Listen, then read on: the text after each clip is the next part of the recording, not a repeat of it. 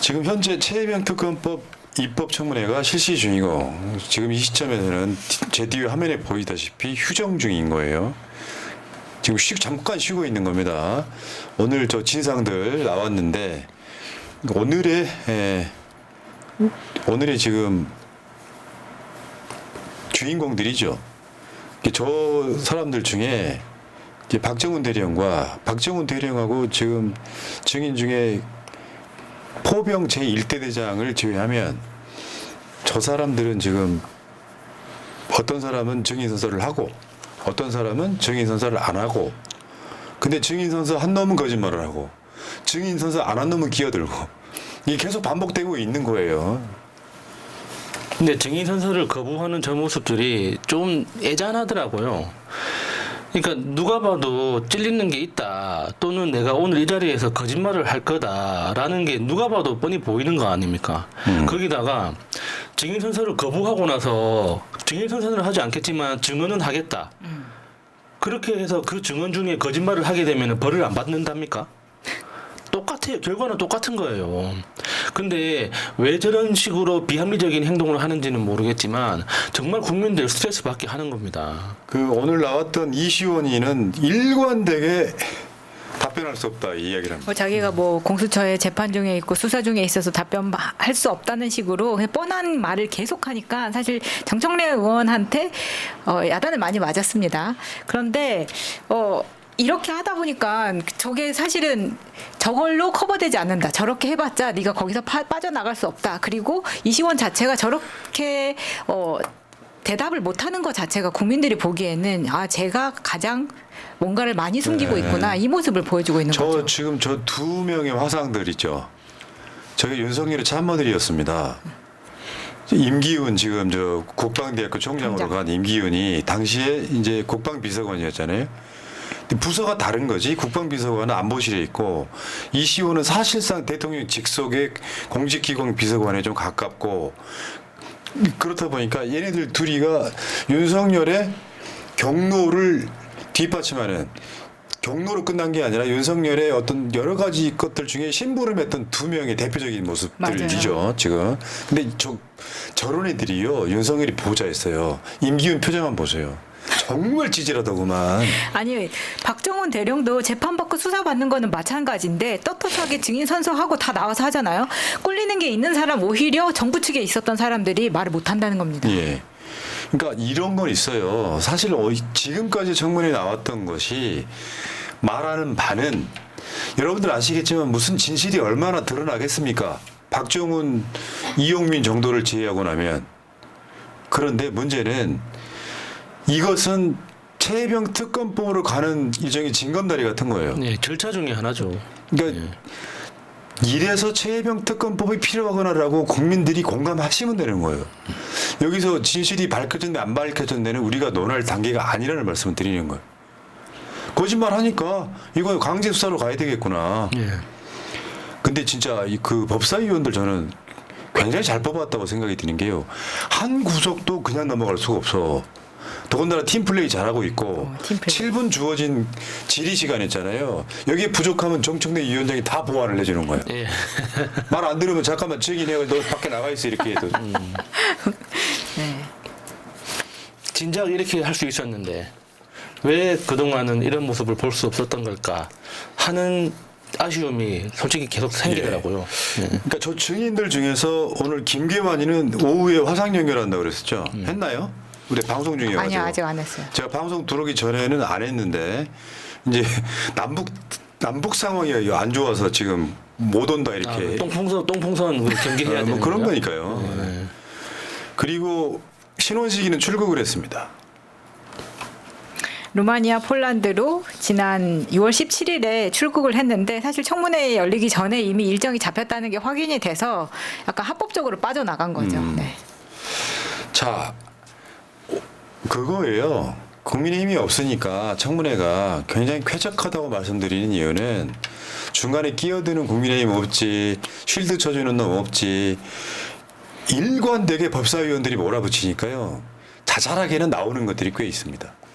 설사 거짓말을 한다고 치더라도 아, 저 사람이 거짓말 한 걸 알면 되는 거예요. 유지은 봐봐요. 왜 이시훈이랑 통화했어? 이시훈은 말할 수 없다고 하는데 유재현은 뭐 군사법체계 어쩌고 지랄을 하잖아요. 근데 왜 일면식도 없는데 갑자기 그날 전부 다 막 통화가 막 수도 없이 이루어지는데 그날 했냐, 이런 것들에 대해서 국민들이 봤을 때 아, 저거 거짓말 하네, 싹 다 고발하겠다는 거죠. 정청래 위원장 이야기가 그거였어요. 국회법이 보장하는 모든 권한을 다 사용하겠다. 예. 그런데요, 오늘의 사실 청문회 코어가 하나 다 나왔습니다. 뭐냐면 박정훈 대령이 이 사건 있고 나서 KBS인가 어디에 사사건건이라는 프로그램에 나간 게 처음이자 마지막이었어요. 그 후로 언론 인터뷰를 못했어요. 법정 출석할 때나 잠깐 뭐 그때도 말을 안 했죠. 예. 오늘 박정훈 대령한테 법사위가 10분의 시간을 줍니다. 좀 길겠지만 여러분들 꼭 한번 같이 한번 보시기 바라겠습니다. 존경하는 국민 여러분, 저는 전 해병대 수사단장 박정훈 대령입니다. 오늘 저는 무거운 마음으로 이 자리에 섰습니다. 너희 죽음에 억울함이 남지 않도록 하겠다. 책임 있는 자에게 반드시 책임을 묻겠다. 이 말은 제가 고 최수근 시신 앞에서 다짐하고 약속한 말입니다. 시간은 무심하게 흘러 다음 달이면 최상병이 사망한 지 벌써 1년이 됩니다. 사건의 실체 진실은 규명되지 않고 있고 책임자 처벌은 요원하기만 합니다. 최근 최수근 상병 어머니의 편지를 보고 하염없이 눈물을 흘리며 죄송한 마음이 들었습니다. 누가 내 아들을 구명조끼 없이 불에 들어가게 하였는가? 누가 그 세찬 물살에 장화를 신게 하였는가? 편지 속 어머니의 질문은 작년 7월 28일 제가 남원에서 유가족 대상 수사 결과를 설명하였을 때 하신 말씀과 같습니다. 1년이 가까이 지났는데 아직도 어머니는 똑같은 질문을 하고 계시고 그 질문에 답하지 못하는 현실에 죄송하고 또 죄송합니다. 존경하는 국민 여러분, 작년 7월 19일 한 해병 병사가 순직하였습니다. 그는 우리 모두 알고 있는 최수근 상병입니다. 사고 발생 즉시 저는 해병대 수사단 소속 수사관들과 함께 낮과 밤을 가리지 않고 혼신을 다해 수사를 했고 그 결과를 해병대 사령관에게 보고하였습니다. 평소 같으면 수사단에서는 수사 결과를 해군 수사단 및 국방부 조사본부로 보고하고 관련 사건 기록 일체를 관할 경북 경찰청으로 넘겼을 것입니다. 하지만 해병대 사령관은 1사단장 보직 교대가 필요하다고 판단하고 그에 앞서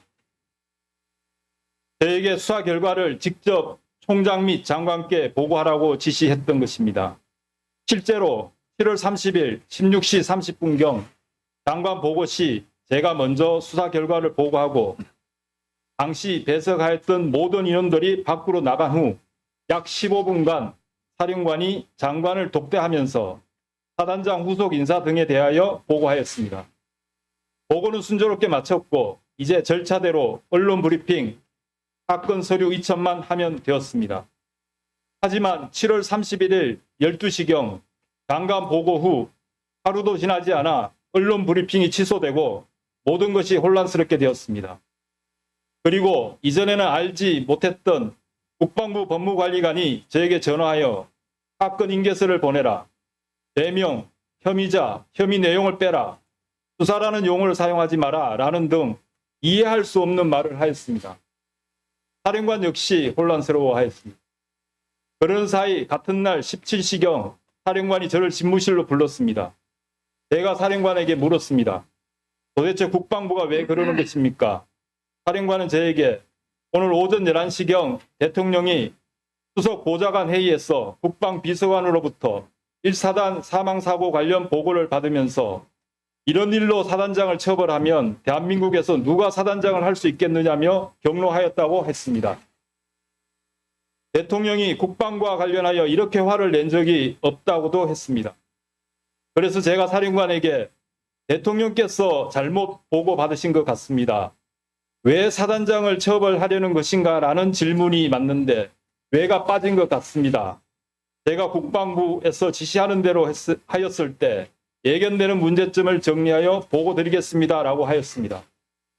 이후 저는 중앙수사대장, 1광역수사대장, 수사지도관 등과 함께 이 문제에 대하여 논의하였고 과거 사이버 댓글 사건 수사 외압 관련 국방부 장관, 조사본부장이 구속된 사례를 회상하면서 수사 서류를 변경할 수 없는 이유를 정리하였습니다.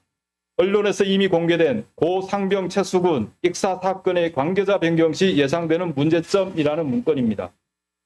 저는 사령관에게 동문건을 보고하면서 상급 부대인 국방부 조사본부에서 재검토할 것을 건의드렸습니다. 사령관도 동의하였고 그렇게 일은 마무리될 것으로 생각하였습니다. 하지만 이후에도 법무관리관은 저와 이틀에 걸쳐 5회 통화하면서 혐의자, 혐의 내용 등을 빼라, 혐의자를 직접적 과실 있는 자로 한정하라는 등의 말을 하였습니다.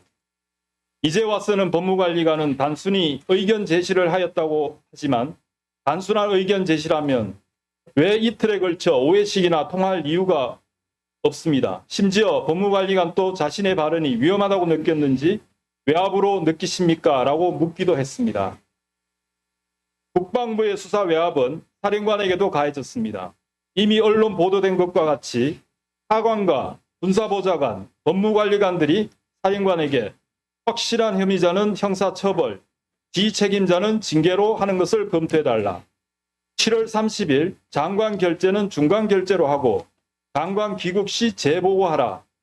해병대는 왜 말을 하면 안 듣는 것이냐. 라는 등 전화와 문자를 하였습니다. 저는 사령관에게 수사서를 축소 왜곡하는 것은 대단히 위험한 일이고 직권남용으로 처벌받을 수 있다. 계획된 대로 경찰에 이첩하여야 한다고 수차례 건의드렸습니다. 이제 와서 생각해보니 사령관은 수사서류를 변경하라고 하자니 직권남용이 되고 그렇다고 국방부 지시를 거부하자니 항명이 될 것 같아 이러지도 못하고 저러지도 못하고 고민만 했던 것 같습니다. 군사법정에서 사령관은 7월 31일부터 이틀에 걸쳐 3차례 이첩 보류 명령을 하였으나 제가 이를 거부하였다고 합니다. 도대체 군에서 상관이 동일한 명령을 3차례 내린 이유가 어디에 있습니까? 백보 양보하여 사령관이 이첩 보류 명령을 내렸고 제가 순응하지 않았다면 사령관은 저를 직무 배제하든지 적절한 지휘 조치를 하여야 하는 것이 사리에 맞는 것 아니겠습니까? 이런 답답한 상황은 계속 이어졌고 8월 2일 10시경 저는 사령관 집무실로 가서 최종적으로 제가 책임지고 이첩하겠다고 보고하였고 같은 날 10시 30분부터 경북경찰청으로 사건을 이첩하였습니다. 이후 언론 보도와 같이 저는 보직 해임되었고 집단 항명 수계, 구속영장 청구 등을 거쳐 현재 기소되어 군사재판을 받고 있습니다. 존경하는 국민 여러분, 저는 현재 사령부로부터 약 4km 떨어진 독립수경지 사무실에 격리되어 11개월째 아무런 임무 없이 출퇴근만 하고 있습니다. 모든 업무로부터 배제되고 부하들과의 자유로운 접촉도 차단된 상태입니다.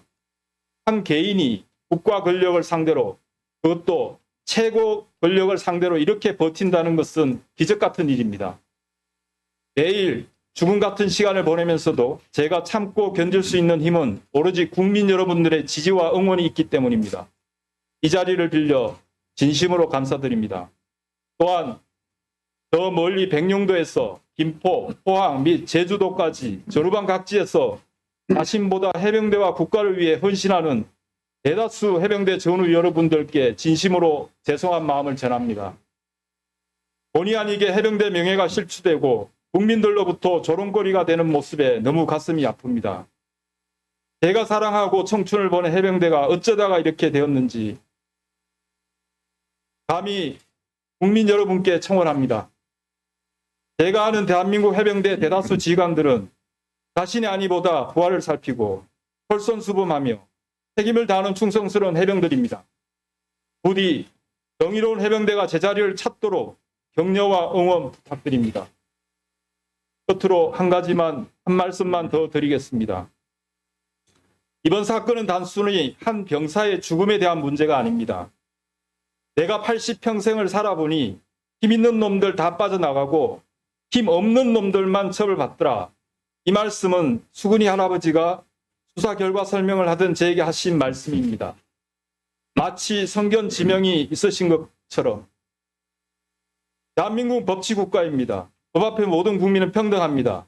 부유하든 가난하든 힘이 있든 힘이 없든 국민 모두는 법 앞에 평등하여야 하고 그것이 정의라고 생각합니다. 제가 할아버지에게 이런 약속을 드렸습니다. 비록 제가 수사 종결권은 없지만 제 손을 떠나기 전까지 오늘 설명드린 대로 이루어지도록 하겠습니다. 지금 또 하나밖에 없는 장손자를 잃고 업장이 무너진다는 할아버지의 눈빛을 잊을 수가 없습니다. 존경하는 국민 여러분, 대한민국은 국방의 의무가 있는 나라입니다. 모든 국민은 군과 직간접적으로 관련이 있을 수밖에 없습니다. 이번 사건은 반드시 올바르게 처리되고 책임 있는 자들은 합당한 책임을 져야 합니다. 그래야 제2의 수군이 같은 억울한 죽음을 예방할 수 있기 때문입니다. 부디 우리 사회에 진실을 밝히고 정의는 살아있음이 증명되도록 도와주세요. 저의 말을 경청해 주셔서 감사합니다. 예. 사실 오늘 입법청문회 코어가 이거예요. 이게 다 나온 거예요. 어차피 이종섭이나 임성근이나 나와가지고 진실을 말할 생각이 없잖아요. 근데 여기에서 다시 한번 말씀드려요. 윤석열이는 그 당시 해병대가 박정훈 대령령 등에 의해서 이거 바꿀 수 없다고 버티니까 해병대가 쿠데타를 일으킨 줄 알았다. 오늘 나온 그 질의 중에 그 얘기가 나오잖아요. 국정원, 방첩사 얘기가 나오는 게 그것 때문입니다. 해병대가 쿠데타 일으킨 줄 알았다. 그래서 이제 옛날 보안사, 기무사인 방첩사와 국정원까지 대동을 해서 국정원에서 연락이 와요. 이종섭한테. 그걸 계속 물어보니까 이종섭이 무슨 통화했는지 말을 하지 않습니다. 근데 이런 내용까지 같이 들어있는 거고 지금 이 시각 현재 지금 김계환이 화상으로 연결되는데 잠깐만 한번 볼게요. 그 화상으로도 증인 선서를 하더라고요. 나중에 언론에 확인됐지만 실제 확인됐지만 이미 해병이 물속에 들어가서 이렇게 했던 그런 상태였기 때문에 그걸 잘못 보여드린 거를 그 관련된 부분을 바로 잡았던 부분이고 두 번째는 그 무릎 높이 아래로 제가 보고를 드렸었는데 나중에 확인해 보니까는 뭐 허리까지도 이렇게 들어간 게 있어서 그 부분과 관련된 부분들을 잘못 보고 드린 걸 말씀드렸고 그걸 확인했었습니다. 이상입니다.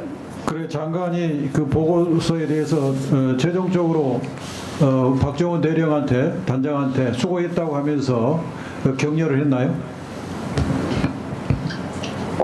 마지막에는 끝나고 난 다음에 수고했다는 말씀은 기억이 납니다. 이상입니다. 증인은 7월 30일 17시 49분 박진희 군사보좌관으로부터 오늘 보고드린 내용은 안보실에도 보고가 돼야 할 것 같다는 메시지를 받고 국가안보실에 보고를 했습니까? 제가 전 수사관장한테 얘기를 해서 그 보낼 수 있느냐에 대한 부분을 문의했을 때 안 된다고 해서 그거는 안 보냈습니다. 그럼 박진희 군사보좌관은 증인에게 왜 그런 건의를 했을까요? 그 부분은 잘 모르겠습니다. 그러니까 박진희 군사 예. 이게 뭐냐면은 이게 이렇게 되는 거더라고요. 아까 그 군복 입고 나왔던 현 국방대학교 총장인 임기훈이가 이시원 등에 의해서 이렇게 통화를 막 하잖아요. 네. 그리고 나서 그 임기훈이가 김계환 해병대 사령관한테 전화를 합니다. VIP가 경로했다는 말을 그렇게 전해주는 그 동료가 그 임기훈이고 김기환이는 처음에는 박정훈 대령을 굉장히 아꼈다 그랬잖아요. 네. 그렇다 보니까 진실되게 했으니까 괜찮아 뭐 이런 식으로 박정훈 편을 들던 저 김기환이가 최근에 유임됐죠. 바뀔 수도 있는 상황 분명히 유임됐죠. 사의 표명을 했는데. 했는데 그러니까 상황이 이런 거고요. 김기환한테 나올 말 별로 없기 때문에 중간에 제가 중단시킨 거예요. 아무 의미 없다 이렇게 얼굴만 보시기 바랍니다. 화면 나오니까. 얼굴을 왜 봐야 네. 하죠? 근데 오늘의 진짜 대박은 임성근과 김건희의 연결고리예요. 네. 어렴풋이 그러니까 뭔가 있지 않을까? 이거에 대한 기본적인 설명은 이런 거예요. 윤석열이가 임성근 하나 구하자고 저렇게 경로했을까요? 아니다. 간단히 말해서 이 윤석열을 움직인 누군가가 있다. 그러니까 저는 이전에 들은 오늘 이야기 나오기 전에 들었던 건 임성근의 와이프가 김건희가 코바나 컨텐츠 막 시작할 때쯤부터 골프 친구였다. 이런 이야기는 그런 소문은 들었었습니다. 그래서 그러니까 임성근이 매개체가 아니라 임성근의 와이프하고 김건희하고 원래는 골프를 자주 같이 치는 사이였는데 이제 대통령에 가면서 이제 임성근한테 새로운 길이 보인 거 아니냐 뭐 이런 그놈의 이야기가 골프가 있더라고요. 문제네. 네. 그렇다고 골프를 폄하할 필요는 없는 것 같고요. 나쁘게 이용하는 사람들이 문제죠. 자, 오늘 박균택 의원에 의해서 까인 관계도가 저거예요. 아 정말 깜짝 놀랐. 진짜 정말 대충격. 맞습니다. 그러니까 이게 지금 그러니까 우리는 뭐가 있긴 있는데 구체적으로 뭐인지를 잘 몰랐던 건데 저것도 아마 제보가 들어왔을 거라고 저는 생각을 하는데요. 흑진주 투자회사. 그러니까 블랙펄. 그러니까 지금 이종호 블랙펄 소유주하고 이 블랙펄 소유주는 도이치모터스 주가 조작을 주도했던 회사예요. 그러고 임성근하고 골프 멤버라는 건 같은 골프장을 쓴다는 게 아닙니다. 같이 골프를 친다는 같이 거죠. 골프를 치는 일종의 자기들끼리 만든 사적인 모임일 가능성이 높아요. 그런데다가 이 이종호가 해병대 출신이라는 거죠. 네. 그런데 또 하나가 또 있죠. 윤석열과 사법연수원 동기인 고석.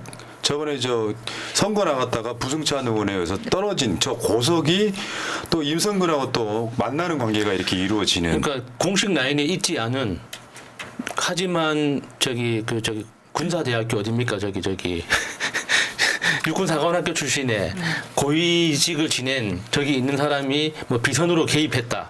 그런 소문이 막 돌았지 않습니까?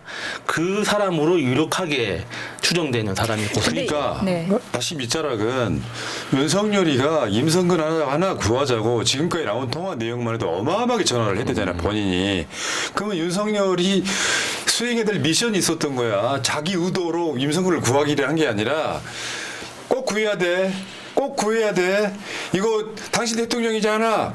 꼭 구해야 돼 했던 사람이 있었던 거로 추정이 되는 거예요. 그러니까 사실은 이 도이치모터스 주가 조작 의혹에서 블랙펄 인베스트먼트라는 회사가 굉장히 계속 자주 등장을 했었어요. 그리고 이 회사에는 이 대표이사 말고 밑에 이제 이사라는 사람이 이 대표이사의 처남 뭐 막 이런 관계가 이제 드러나게 되면서 이 블랙펄하고 굉장히 오랜 지속된 관계구나. 보통 관계가 아니구나. 여기까지 나와 있었던 거거든요. 근데 이 소유주가 갑자기 임성근하고 연결이 됩니다. 근데 임성근은 여기서 제가 좀 이상하다고 느꼈던 점은 이종호라는 이름은 굉장히 흔하단 말이에요. 근데 이종호라는 이름에 대해서 그냥 뭐 이 뒷배경 해병대라던가 블랙펄 이런 이야기를 하지 않았는데 이종호라는 사람을 압니까라고 물었을 때 임성근이 바로 모른다고 말을 한다는 겁니다. 이종호가 누군 줄 알고. 그러니까. 그래서 아예 그냥 여기에 나와서 뭘 물어보면 다 모른다라고 일관하더라고요. 뭐 나중에 다 밝혀지겠죠. 그게 이제 증언을 거부하는 자가 범인이에요. 죄를 졌으니까 말을 안 하는 거죠. 위증죄라는 게 있어서 거짓말을 오늘 유재현 같은 경우는 깨놓고도 거짓말을 했지만 실제로 거짓말을 할 수 없으니 증언을 거부하는 거예요. 그런데 전화 통화 이거 한번 봐봐요. 얘네들은 무슨 이걸 뭐라고 설명해야 돼요? 이거 말고도요. 각 의원들이 준비한 관계도 전화 통화 횟수 이런 거 있잖아요. 네. 8월 2일 하루 동안의 전화 통화 횟수. 내가 봤을 때는 그날 대한민국 통신체계가 마비된 게 아니냐. 오늘 나왔던 것 중에 윤석열이가 이종섭하고 통화한 게 텔레그램 통화였다며. 그러니까 저 정도로 복잡하고 자주 통화를 했다는 건 글자 그대로 난리가 났었다는 거예요. 그러니까요. 그날 하루 동안 그만큼 윤석열이 엄청 평소에 본 적이 없는 정도의 수준으로 화를 냈다고 추정할 수 있는 거죠. 그리고 뭐 하나를 조작하려면 저렇게 입이 많아지니까 한 번에 거짓말을 완벽하게 할 수가 없다는 겁니다. 저기 벌써 몇 명이에요. 그러니까 하나 더 있어요. 여기 우리가 놓치는 지점이 있는데 윤석열 폰을 깐 게 아니잖아요. 그렇죠. 다른 사람들 폰을 까다 보니 저렇게 연결됐잖아요. 네. 그러면 여기서 밝혀진 것만 이 정도라는 거지. 맞아요. 네. 그러니까 뭐 이종섭이 폰이 까인다거나 뭐 김기환이 폰이 까인다거나 이 까인 것들을 봤더니 이렇게 가는 상황이잖아요. 그리고 오늘 아까 말씀하셨던 대로 이종섭이 이야기 본인 이제 우즈베키스탄에 있을 때 통화한 게 와이파이가 끊겨서 잘 안 들렸다 이런 말을 했단 말이에요. 근데 이걸로 유추해봤을 때 그러면 핸드폰 국제 전화를 쓴 게 아니라 텔레그램 전화를 어플을 이용한 전화를 쓴 게 아니냐 거냐라고 이제 굉장히 제가 흥분을 해가지고 이거는 포렌식으로 잡힌 거고 이제 막 예를 들어서 통신사 수색으로 했을 예. 때 나오지는 않을 그 자료를 피해서 윤석열이 이 정도로 머리를 굴렸을까라는 의구심도 같이 들었는데 나중에 막 뒷부분에 가서는 이종섭이 이제 이게 자기가 와이파이가 아니고 전화가 끊긴 거를 와이파이라고 말을 했다라고 하면서 피해 갔거든요. 뭐가 진실인지는 모르지만 모르지. 일단 윤석열이 와이파이를 계속 이야기했던 거 보면 이종섭이 텔레그램 전화로 많은 전화를 했을 수 있다. 그리고 예. 그게 3번만 밝혀진 거지. 저는 당연히 더 예. 많을 거라고 생각합니다. 자, 그러면 진짜 그 윤석열이 전화를 한 거예요? 안 그래 윤석열이 아닌 다른 사람이 전화를 한 그건 거예요? 모르지. 밝힐 수가 없는데 지금 생각해 보면요. 그 사건이 이렇게 커질 줄 몰랐을 상황이잖아요. 그때는 뭐 당연히 그럴 수 있다고 생각했던 측면이 있어서 조심하고 조심을 진짜로 이렇게 이건 범죄라고 했다면 저렇게 통화를 많이 할 이유가 없는 거지. 아, 그러니까 그렇죠. 간단히 말하면은 내가 대통령이고 너는 국방부 장관이야.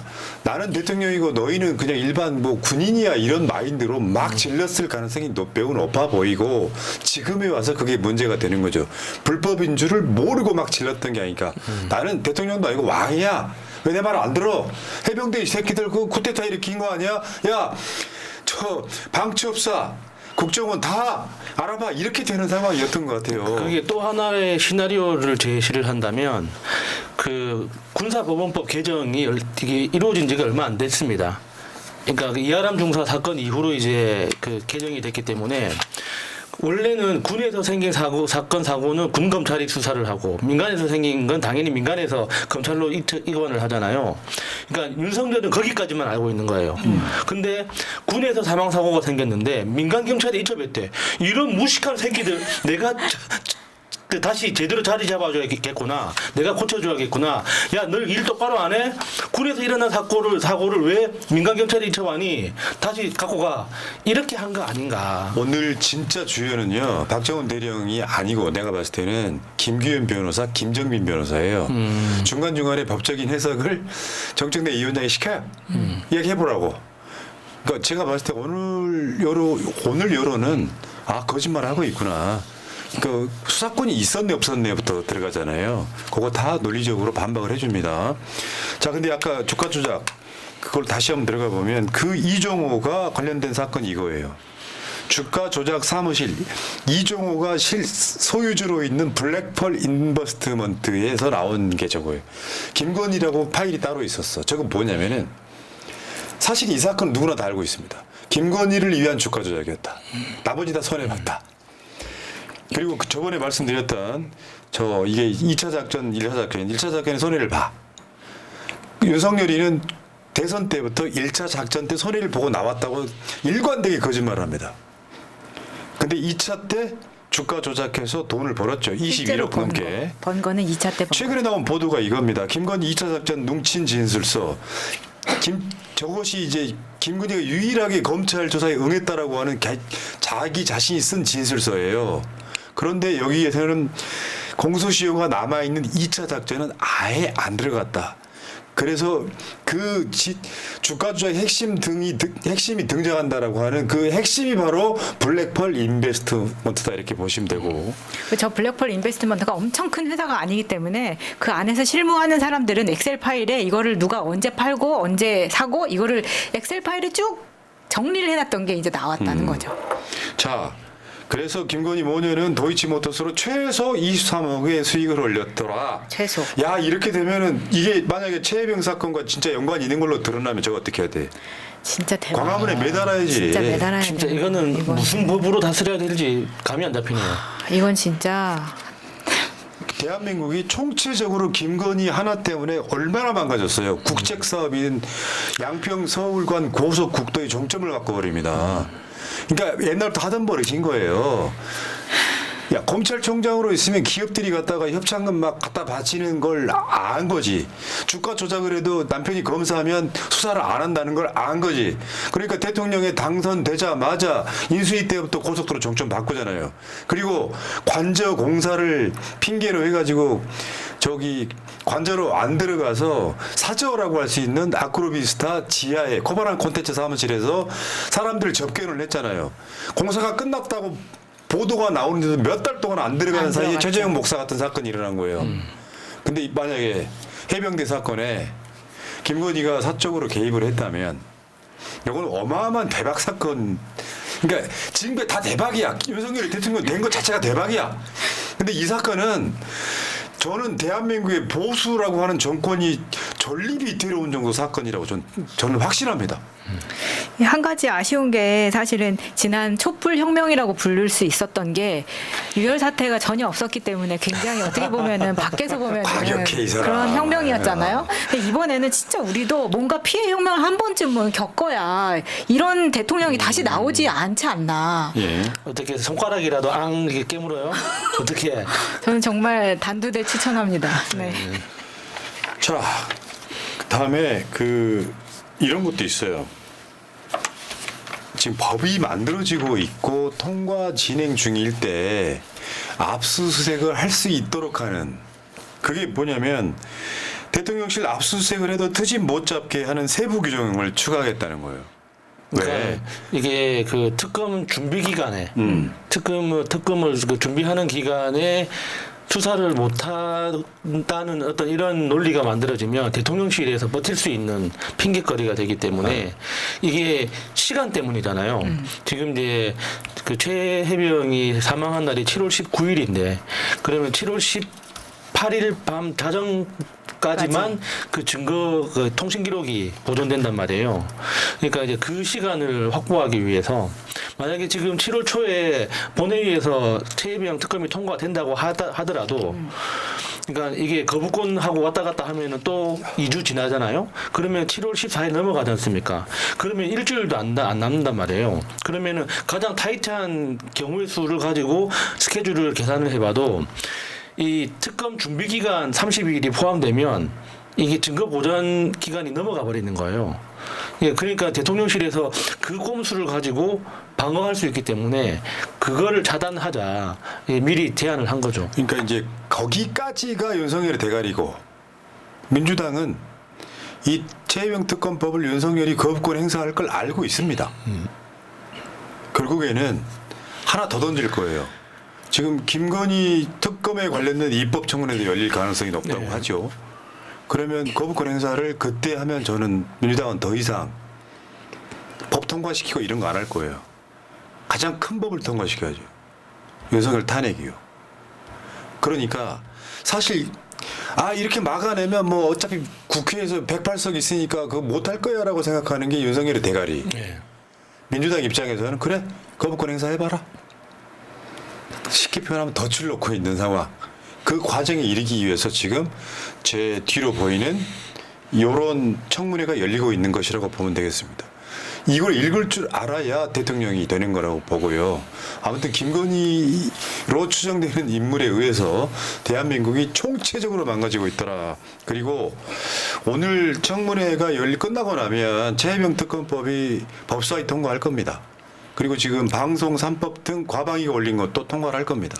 그러면 다음 주 월요일 날 국민의힘이 7개 상임위 가져갈지 말지를 결정한다고 해요.